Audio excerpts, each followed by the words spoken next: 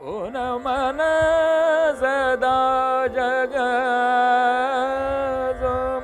छवि भार लागे झुके झुके परत रतनार नाम। ये ललित है, मगर ललित लेडी है। आप इसको सही रूप में कहा जाए तो ललिता है, जो कृष्ण जी की एक अष्ट सखियों में से बड़ी सखी थी। वो डांट भी देती थी कृष्ण जी को कि तुमने राधा के साथ अन्याय किया, ऐसा क्यों किया। शी वॉज द ओनली, अष्ट सखियों में थी, तो ललिता कह सकते हैं। ललित ललित राग है। एग्जाम्पल किसका दूं, याद है? चलिए भैरव का देते हैं।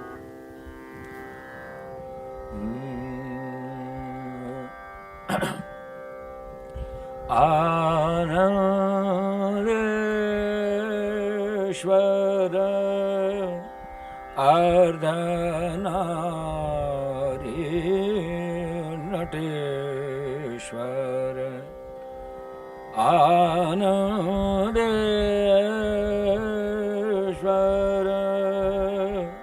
अर्धनारी नटेश्वर प्रणमो परमेश्वर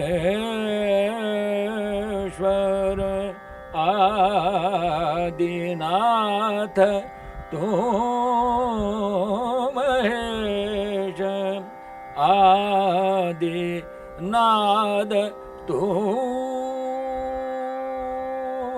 गणेश भैरव सर्वभूतेश आनंदेश्वर काल काल महाकाल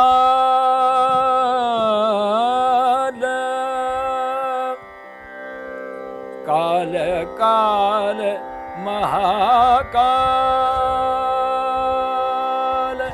जटाजूट रुंडमाल कंठव्याल मुंडमाल त्रिशूल डमरू वर कपाल सुमेरत नर होत निहाल आनंदेश्वर।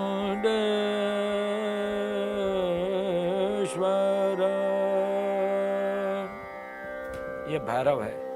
अब ये कोशिश करके इसको मेल राग बना मतलब इस तरीके से प्रस्तुत करते हैं। और ललित तो कह दिया आपके सामने। तो हमेशा ये राग और रागनियों में ये फ़र्क है कि जो अगर आपको आराधना ज़्यादा करनी हो उस वाले की तो उसको बहुत पसंद है। सच हम भैरव में मंत्र तंत्र बहुत गाते हैं। जितने भी क्या कहते हैं ऋचाएँ हैं वो नियरली भैरव राग के आसपास घूमती है। अगर आप अच्छा मंत्र गाना चाहते हैं तो आपको आनंद देगा इसमें भैरव में, और उसको आनंद देगा ललित में। ऐसा है। और शास्त्रीय संगीत से भगवान के दर्शन तो हो सकते हैं। हर भक्त गाता है, हर भक्त गाया है। मीरा ने गाया है, तुकाराम ने गाया है, मतलब सूरदास ने गाया है। कोई ऐसा नहीं है जो भक्त कहलाया जिसको भगवान के दर्शन हुए। No, what he was saying, the other side of it. See, when I was young, when you're young, naturally your body is dominant, you know. So, though my parents are steeped in classical music, we completely hate it, we can't stand it. We are into Western music, okay? We just… not one time have I ever heard it. If they switch it on, I will go. But the moment I started meditating, suddenly the classical music just became suddenly music for me. What I could not stand, the moment I became quiet, immediately I want to listen to this. It just changed my whole perspective of the sound. Because I became silent within myself, suddenly the Indian classical music became so important for me. And wherever it is, I'm just almost like a beggar, I'm going there to listen. Madurai Mani Iyer is my father's favorite voice. If they turn on Madurai Mani Iyer, me and my brother will run away somewhere. But once I started meditating, there was no way. This is the only thing I could listen to. All the other music just fell apart in my mind, you know. So, the connection between the right utterances of sound and meditation is so right there. बाबा जी ने खुद सिद्ध कर दिया कि मैं पहले I was addicted to western music and जब मैंने ध्यान करना शुरू किया, योगा करना शुरू किया, तो मुझे मैं पता नहीं कब अपने भारतीय संगीत में चला आया। तो ये तो पक्का बता दिया कि भारतीय संगीत इज़ द मेन संगीत है दुनिया का कि जो आपको ऊपर उठाता है। जैसे किसी ने मुझको ये कहा कि आप कैसे डिसाइड करते हैं कि राग का टाइम ये है, बहुत साधारण बात है। अगर आप थोड़ा सा माइन्यूटली ध्यान करें तो हवा में वो स्वर घूमते हैं जो हमें राग गाना है, जिसको गाना चाहिए, रादर गाना है नहीं, गाना चाहिए, वो आपको स्वर हवा में सुनने को आते हैं। हमारा भारतीय संगीत साइंटिफिक भी है। साइंस ये है कि वही सुबह का ऋषभ है जो भैरव में है, वही शाम का ऋषभ है जो मारवा में है, वही शाम का ऋषभ जो पूरी धनाश्री में है, मगर तीनों अलग अलग है। एक ऋषभ, कोमल ऋषभ। कैसा साइंस है। और मैंने कहा ना कि हम लोग जो है 22 श्रुतियों में गाते हैं। हर एक राग की श्रुति जो है अपने आप बनती है। जिसको अच्छी सही तालीम है उसको सही अपने आप बनती है। उसको सोचना या कहना नहीं पड़ेगा कि भाई ये देखिए मैं ये श्रुति गा रहा हूँ। अगर उसने कहा कि मैं ये श्रुति गा रहा हूँ तो वहीं खंडित, मतलब ध्यान खंडित होके और वो श्रुति यूँ यूँ हो जाएगी। तो हमारा शास्त्रीय संगीत तो आराम से भगवान तक ले जाता है, क्योंकि ये वेरी शॉर्टकट रूट है। और इसमें अगर आपकी कुछ योग शक्ति आपकी मिल जाए तो अद्वितीय हो जाती है, उसकी डबल शक्ति हो जाती है, आपको रॉकेट में बैठा के ले जाएगा।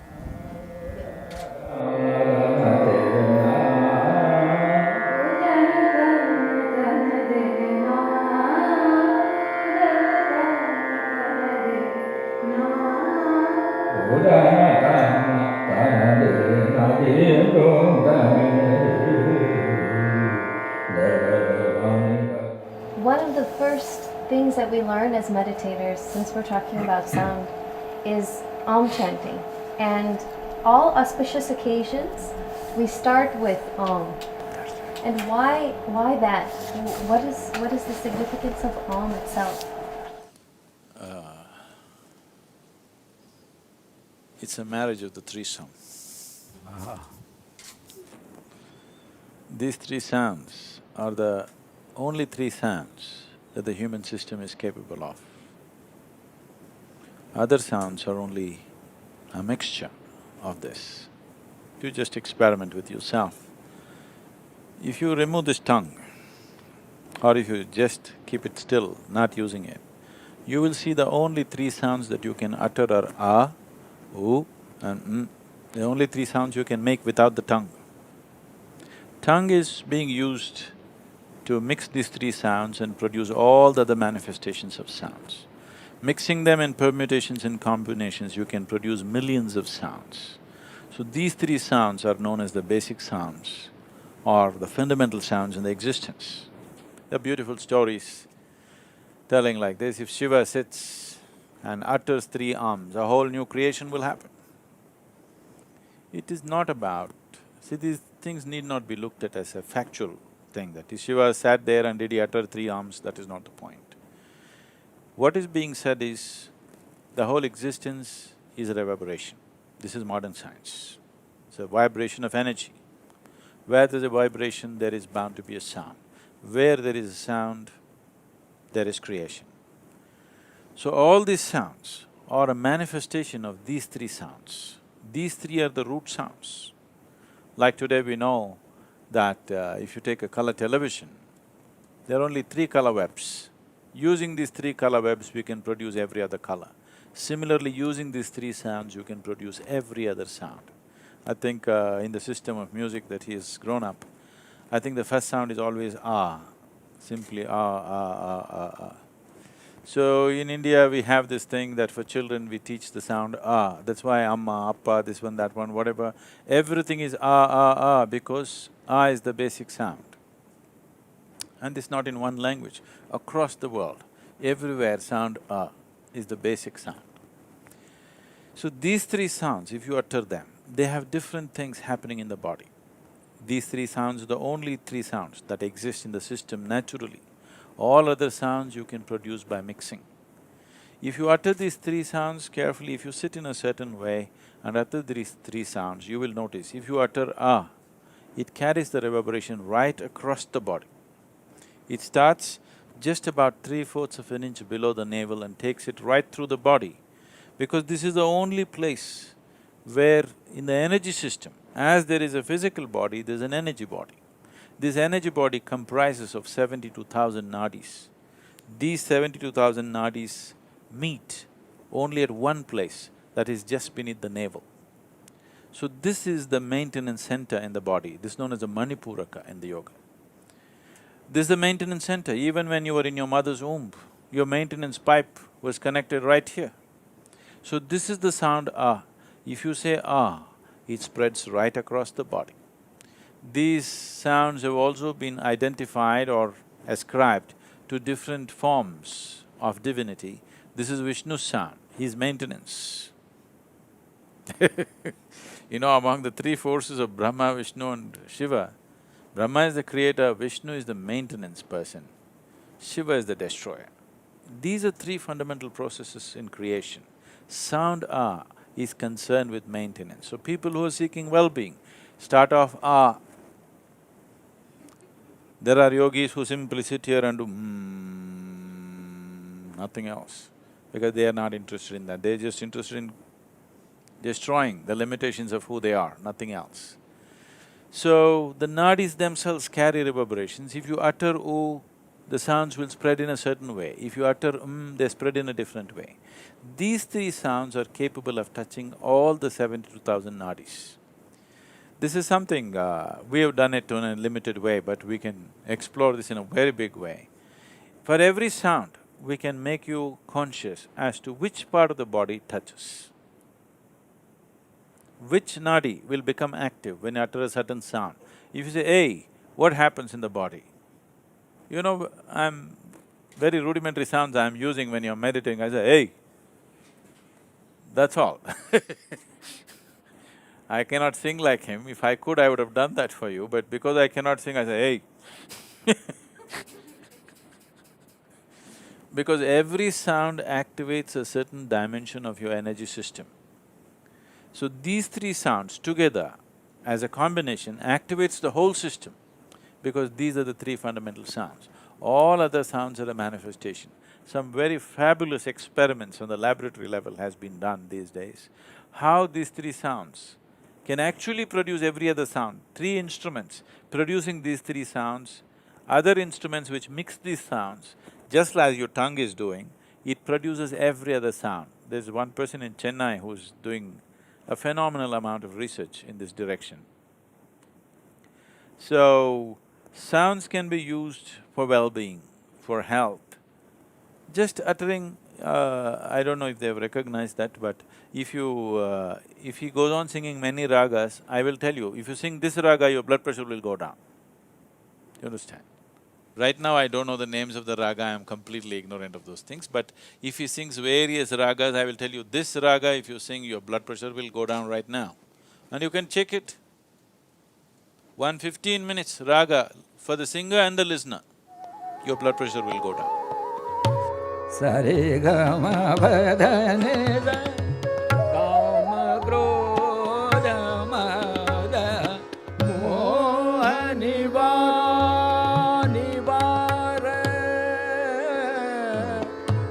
kama krodha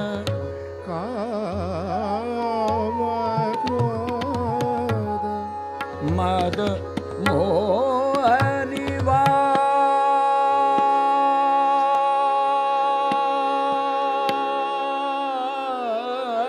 These people are experiencing in a concert. They may not be medically, measuring it, but people are experiencing, they listen to something and they become like this. They listen to a certain sound and become loving, they listen to a certain sound and become joyful, they listen to a certain sound and become aggressive. This is happening, isn't it? This is happening, isn't it so? Sounds are creating not only emotions, they also are changing the very chemistry of your system. So what kinds of sounds you're exposed to does various things to you, or what kinds of sounds you are generating also does various things to you. Why? One of the first things that you do, if you want to go on spiritual sadhana, first thing is shut up. Because stop uttering all the ugly sounds, just shut up. You just stop talking, so many things about you will change. Simply because you are no more causing the damage by uttering wrong sounds. So the classical Indian music is to a mathematical precision, has recognized which sound can do what. And they have evolved these things in such patterns.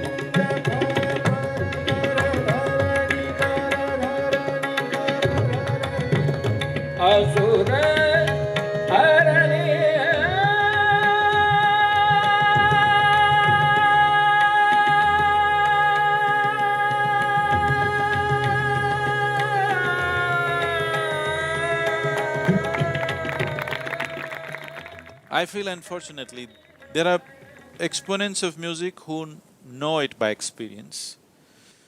There are certain half-baked scientists who know something about the sounds and they know the benefits, they measured this and that. But there is no one person who is like him, at the same time a scientist who can do all those things. When that happens, it'll be good, or at least if two people get together like that, it'll be good, where all these things can be explained in modern terminology. Right now what he does is purely in experiential sense. People know it happens, but if somebody comes and asks questions, how does it happen, they don't know, they say it's all your rubbish emotion, that's all. You too identify with your Indian nonsense, so it happens to you. It needs to be put out, somebody needs to work on this, where it is expressed as today's science understands it. Today's science has a very rudimentary expression. Why I say this is, today's science has survived only because of the technological devices it has produced.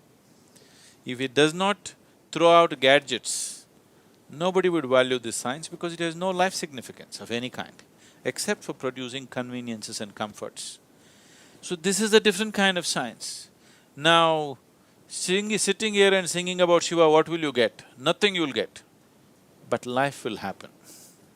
I thought we came here so that life happens to us, not because we get a camera or a cell phone or some damn thing. We came here because we want life to happen to us, isn't it? The only reason why a human being is alive here is because he wants life to happen to him. So this is a science of making life happen to you. This is not a science of producing this and that. That also could be done, actually. Using the sounds, that also could be done. But that's not the focus, that's never been the focus of this culture. This is about making life happen in highest level of intensity and beauty. And music is the closest thing to meditativeness that way.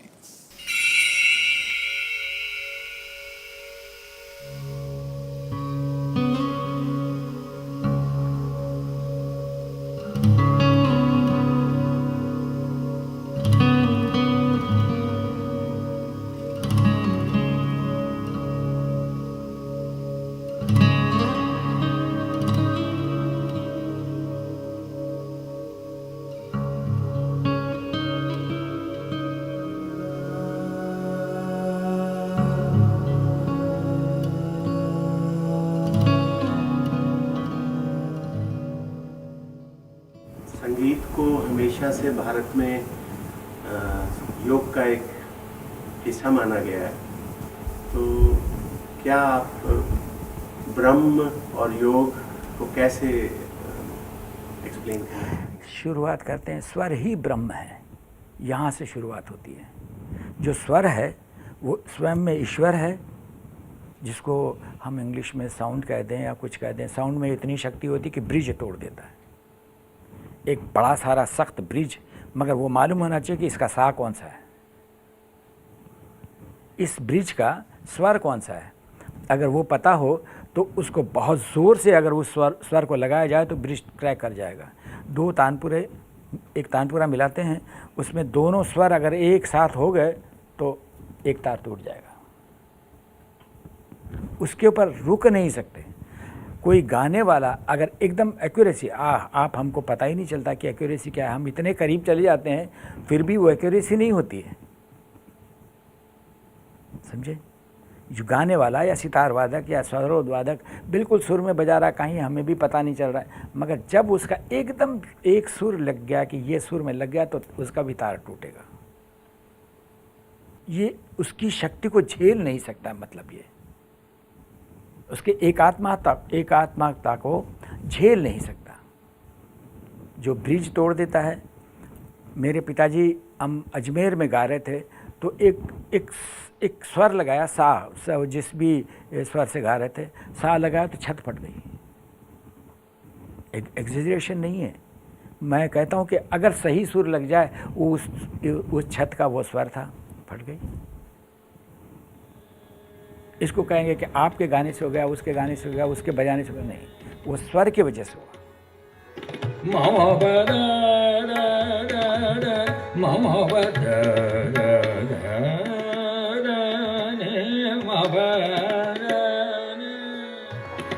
आद्य शक्ति ईश्वरी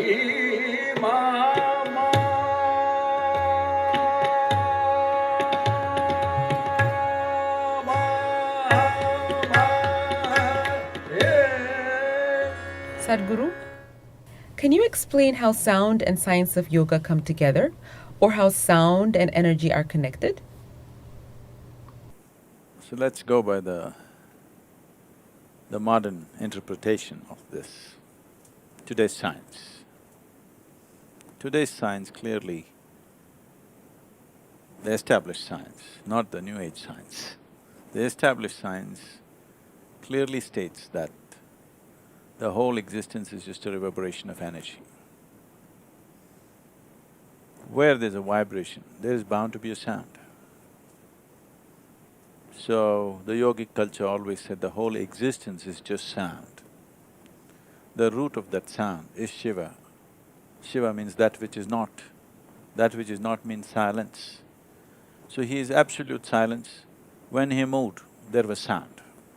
There's a very fabulous story about this, because this is a dialectical culture. Science is always expressed in the form of wonderful stories. When Shiva wanted to came to marry Parvati, Raj, being a king, a prominent king in the area, just about anybody who was somebody was there at the wedding, big wedding. They were all waiting for the groom, nobody had seen the groom. Then he came. He came with his ganas, who are all freaks and deformed beings. When we say deformed, we are saying deformed. It is just that they didn't look like us, that's all. His friends did not look like us for whatever reasons, I'll not go into that now. And they were Ganas and Yakshas, you know, we're doing the Yaksha festival today. And he himself was smeared in ash from head to toe, and he was in an inebriated condition. He came like this.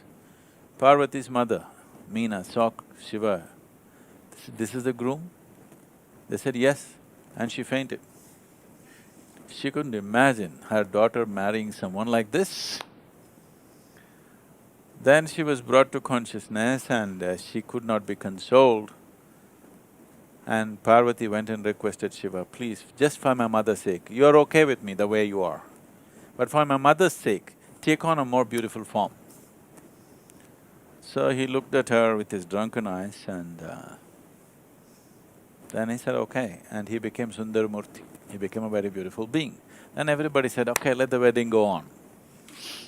Then they sat down for the wedding, he simply sat still there, unmoving.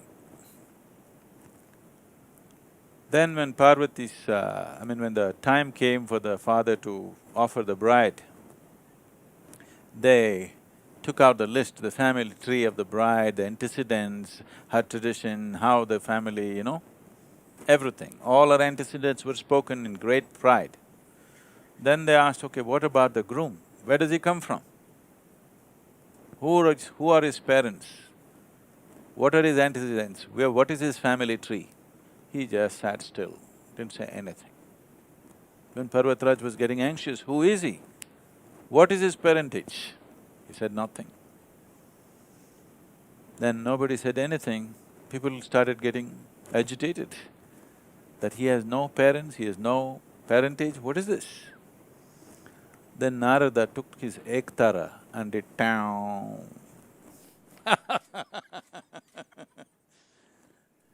So, he is of silence, but if you have to know something about him, he's sound.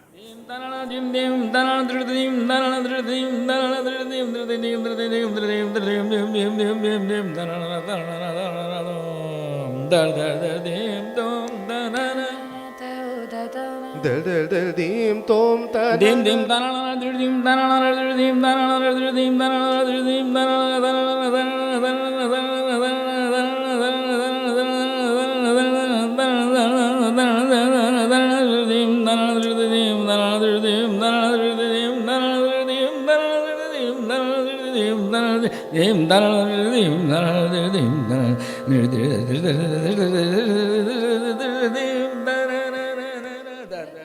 So, this story is not about a person, this is about the nature of the creation itself.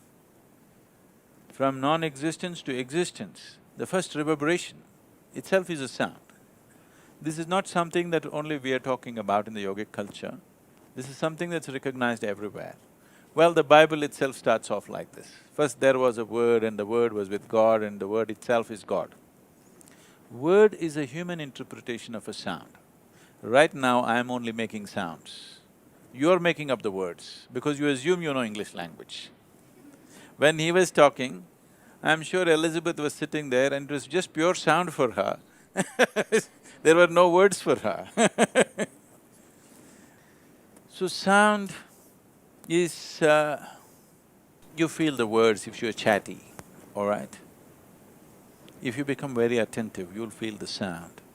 If you become absolutely still, then you won't even feel the sound. Everything will be just one pure silence.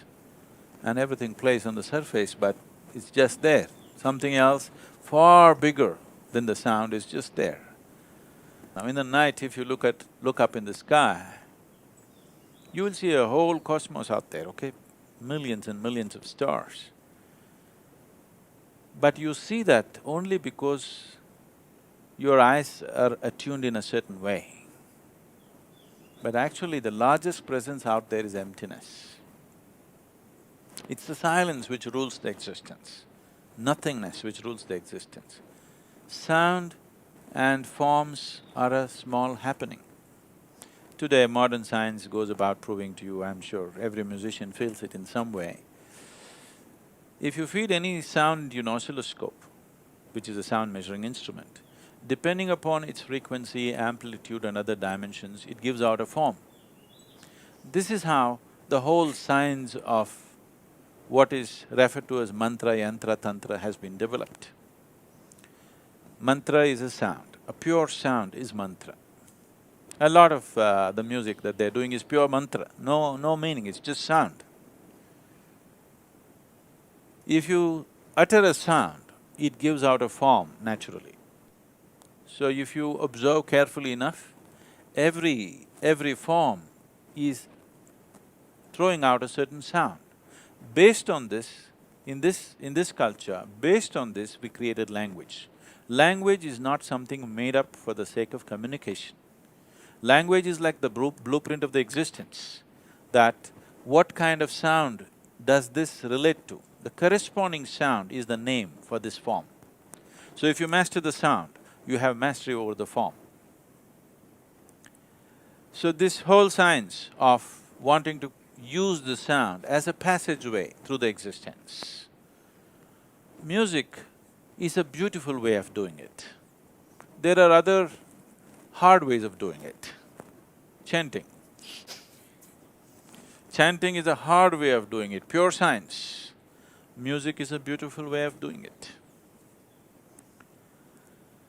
So, in terms of spiritual process, essentially spiritual process means you're trying to move from the dimension of physicality, which on a subtler level is sound or vibration, into a dimension of non-physical or a dimension which is vibrationless, soundless. Essentially, that is the journey that you're trying to make. Because a sound has a form has a limitation. Only the formless, only that which has no form can be limitless. That is what is being referred to as Shiva. Shiva means that which is not. He has no form, no shape, no dimension, no nothing, no qualities. Every other god and goddess, we describe them, ascribe certain qualities to them. He has no qualities. At the same time, he is many things. He is a yogi, he is an ascetic, he is a debaucher, he is a drunkard, he is alert, he is drunk, he is this and he is that, everything at the same time. This is just to beat the logical mind, because mind is always trying to establish, okay, what's the quality? No quality. He has no quality, because silence has no quality, formlessness has no quality. So, music is a good vehicle to transport yourself to that last point.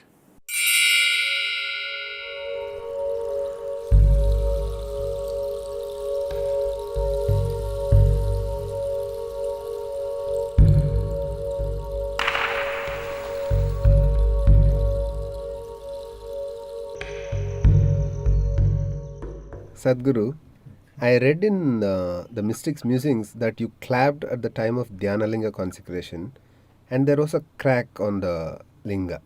Can you explain the significance behind that, and is it the sound or is it something else? You want me to clap now?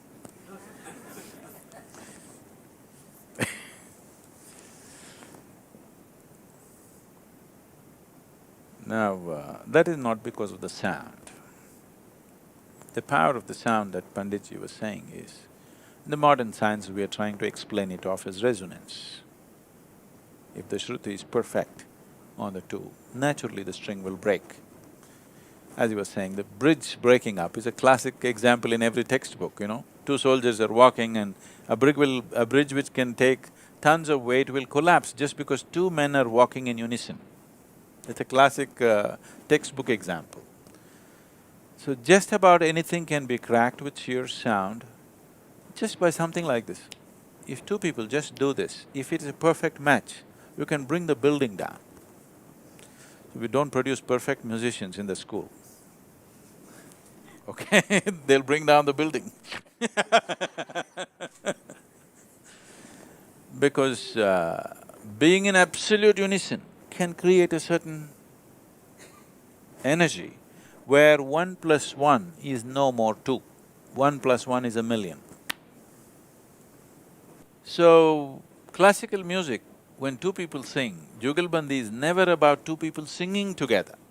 They're always setting this thing, because the musicians who crafted this music are aware, or if two musicians are absolutely perfect, they could cause damage to the physical structure.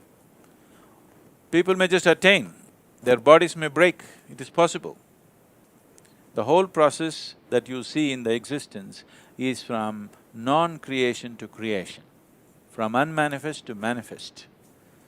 But the other process is also happening. Today, cosmologists have recognized a whole galaxy will collapse into itself and become nothing. It'll become a black hole. It's nothingness. And nothingness is recognized as the most powerful space in the existence. Today they're beginning to call it dark energy and whatever else. So essentially, sound is a certain kind of… it is the first step into creation, from non-creation. But yoga is about uniting that which is creation and that which is non-creation. The word yoga means to unite. To uniting that which is creation. Creation means a limited form. It may be a planet, it may be a solar system, it may be a galaxy, but still a limited form. In our perspective, it may be large, we may think the universe is unlimited. That's our perspective. An ant thinks you're unlimited. Our perspective of what is size is from the size of who we are. You know, we are looking at something is large, something is small. Essentially, any form is a limited space. So, yoga means to unite that which is limited with that which is unlimited. So, what is a form? To make it formless. But at the same time, we don't want to lose our form, but we want to connect the limited with the unlimited. Yoga means, the other word is to yoke or to unite. So we want to yoke or unite the limited with the unlimited. We want to couple them in such a way that we have the experience of both. That is why we are teaching you Shambhavi. That means it's a twilight zone where creation and non-creation both happening at the same time within you.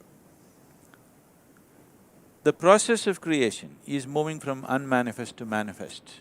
But another dimension, which is even more important, is moving from manifest to unmanifest. So this is a culture which recognized the significance and importance of that and held that as the foremost process in the existence. That is why we hold the destroyer as the Mahadeva. Destroyer means he is moving the manifest into unmanifest. So he is held as the highest because here we recognize that is the highest process. Making the unmanifest into manifest is a limited process. Making the manifest into unmanifest is the unlimited process. So that is the reason, though Shiva is a destroyer, he is held as a Mahadeva. So, cracking of the stone is not because of the sound. I don't even know if it made sound, it made some sound, but it's not the sound, it is a different process. Because if any energy happens at a certain scale, sound gets produced. Have you seen the airplanes sometimes, the fighter jets are going and when they break the sound barrier, boom, like a bomb it goes. All that happened is an object moved faster than what it was. From a certain limit, it crossed that limit of speed and suddenly there's an explosive sound, nothing exploded. See, nothing blew, all right, there's no fire, but there is sound. When a jet crosses the sound limit, there is no fire, there's no explosion happening, nothing great happening in the engines of the jet, but still you hear a boom because an energy is created. So, the energy is the basis of the sound. The sound is not the basis of the energy. It's the energy which is the basis of the sound. Because there is energy in this body, I can make these sounds, isn't it? But at the same time, sound is the basis of energy on another level. It is because of sound that energy has happened. When there is no sound, there is energy but it is unmanifest. It is simply there. So today, modern nuclear science is explaining this in a certain way. You know, you can see virtual protons and virtual neutrons being created. if you just as much as add energy outside, not connected to this chamber, if you just play energy around, you will see virtual protons get created. That means creation is happening in a absolute vacuum space. So, in a non-existence, which we are referring to as Shiva, existence is beginning to happen, the first play of energy. So we say this is Shakti. Energy is Shakti. Once she begins to play, creation begins to happen. The first form of creation is always the sound. So first there was word. And it's both ways. See, we always try to understand everything logically. Logic always moves step by step. Creation does not move step by step. There's no point trying to logically put it on a blackboard and say, this how creation happens. It's a silly way to go. There's only one way. If you cave into yourself, use whatever. You use music, sound or a sledgehammer, use whatever the hell you want to use. But if you just cave in, then you know it. Om Namah Shivaya.